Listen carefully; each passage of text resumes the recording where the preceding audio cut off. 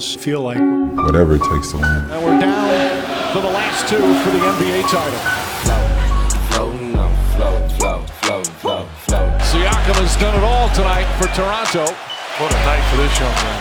Pascal Siakam with a 32-point game in his first appearance in the NBA Finals. Oh, look at this, guys. Oakland is ready. Town business. The series hasn't even shifted yet until Tuesday, and they've got that billboard out there of Kawhi, fresh braids. The king of the North is coming. All the teams he's already beat. Golden State, that is the question mark. Of course, we'll be there on Tuesday. They should have one red line through GS already. Oh, okay. Max Kellerman, crowd favorite right now. I'll start with you, Max. Who wins game 2? The Toronto Raptors defend home court. And by the way, you better. The pressure is on the Raptors because you can lose. Like, look, the Warriors are going to have to win a road game to win the series. They're the road team, right? Toronto has home court. And you could even afford to lose that at some point, but not this early in the series against the team this experienced. Pressure's on Toronto to defend. They will defend. They're up 2-0 heading to Oakland.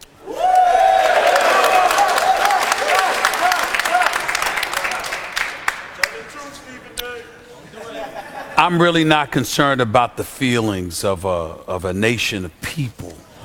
You understand that is proud of a nickname, Spicy P. I could care less. It's just embarrassing. Y'all should be ashamed of yourself. You should be ashamed of yourself. That is whack. Okay? You should be somewhat ashamed of that. He's not lying. Having said all of that, I didn't predict anything would happen in game 1. I said the Golden State Warriors would depart from Canada with this series tied 1-1, going back to the Oracle. That means they have to win game 2, and they will. The Warriors win game 2 Sunday night. This series is tied 1-1, going back to the Oracle. Iguodala. I'm going to stick with my prediction. You go down with the ship. Standing by the courage of his convictions. We'll go down with the ship. I see what it is. I'm going to go down with the ship. Toronto, it's been fun. We'll be back here on Monday. I was absolutely fine. I was absolutely fine with them until they said Spicy P. Next thing they're gonna Spicy P. Whatever you want to call it. Spicy P stole the show. Stephen A. loves the nickname for Pascal Siakam, who had 32 points, leading them to a Game 1 win. But I want to focus on Toronto's favorite son. That would be Drake. We heard Adam Silver addressing it. Stephen A., does the NBA need to stop Drake's sideline antics? Absolutely not. Absolutely not. You know,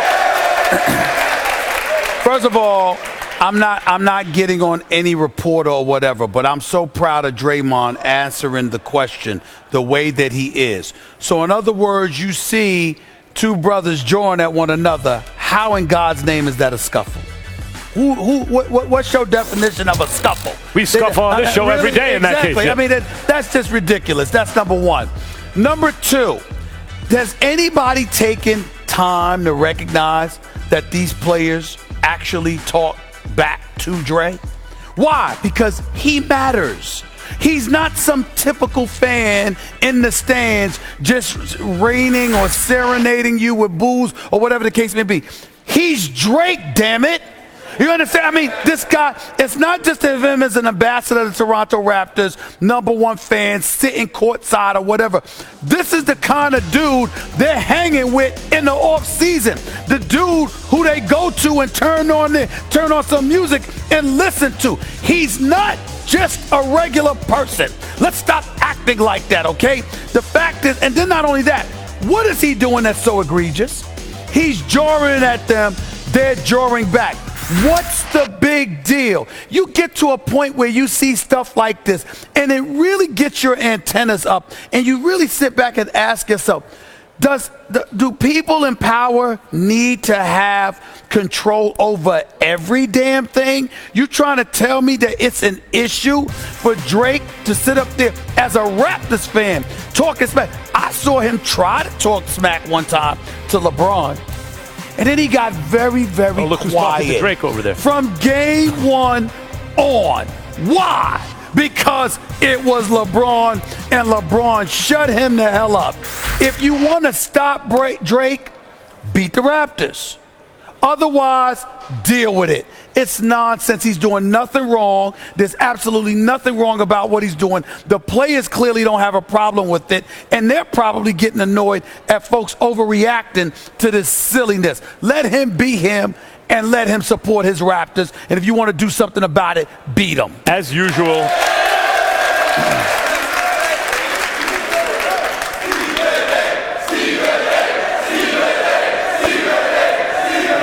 It's just stupid. As usual, Adam Silver, the best commissioner in American team sports by far, handled it perfectly. What he said was right. Like, you can't have, like, if he's going to the opposing coach and touching him or something like that, can't do that. But otherwise, to quote Drake, like a blind man, you got to hand it to him. He's got that kind of juice. He's part of the franchise. He's on the sidelines. He has certain privileges others don't have. Now, I don't always like the way he behaves. Like, to me, it's like you play yourself a little bit when you get that much into it, right? But then again, I think if it was the Yankees or the New York Football Giants, and I had the same access he did as a fan, I would probably behave the exact same way and play myself too. So like, that's why we're all that into sports, right? That's what you're doing watching on TV right now.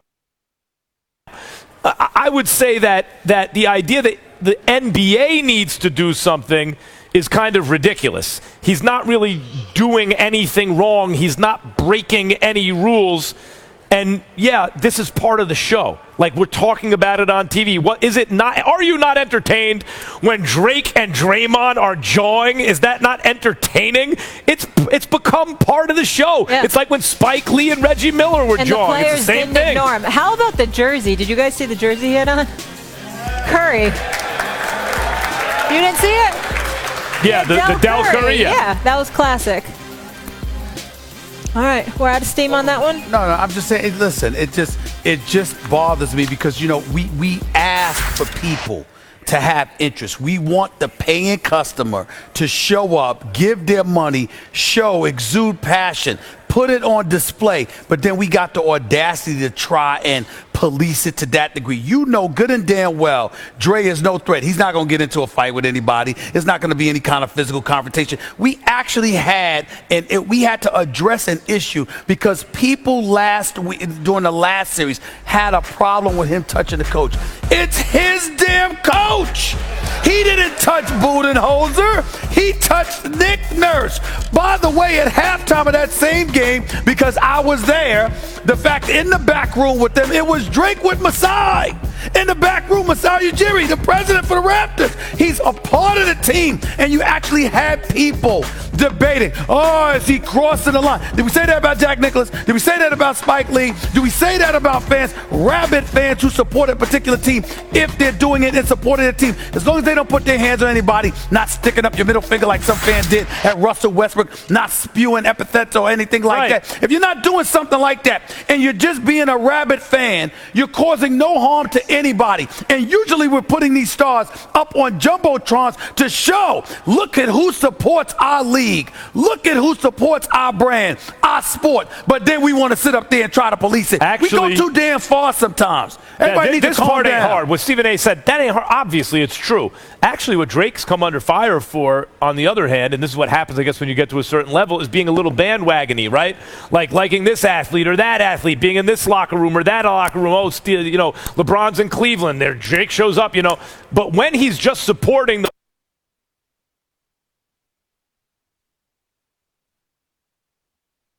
getting carried away. But that's his right to do it. I've never felt like he got carried away. What has he done? He's talked. Yeah. He's talked. He's taunted. Yeah. That's it. But same thing with Spike, what he did to Reggie Miller. I felt this, but like that's part, it becomes part of the show. And no harm, no foul. Yeah, I don't care. I just like his music. All right, we'll leave it there. Coming up after the break, Max will tell us why the Warriors will be heading back to Oakland in an 0-2 hole.